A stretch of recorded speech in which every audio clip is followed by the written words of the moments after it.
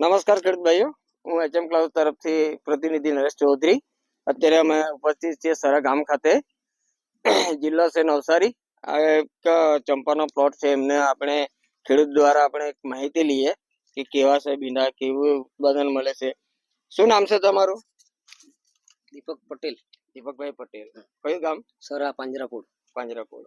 તાલુકો કયો છે? તાલુકો વાસદા, જિલ્લો નવસારી. અચ્છા. અને અત્યારે જે તમે ચંપા ભીંડાનું વાવેતર કર્યું છે તો કેવું રહેશે, તમને કેવું રિસ્પોન્સ મળે છે?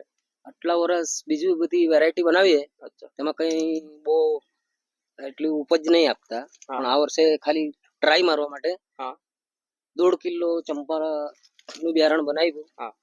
એમાં બહુ બધી ઉપજ થતી છે અને 35 જેવી તોડ થઈ ગઈ છે આમાં.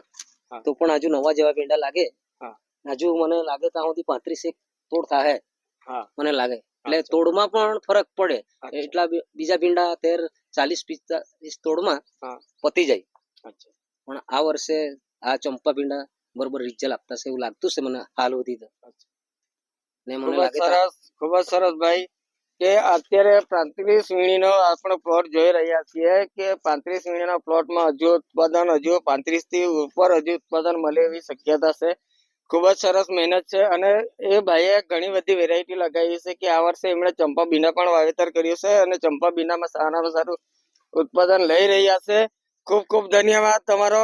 ખૂબ ખૂબ આભાર.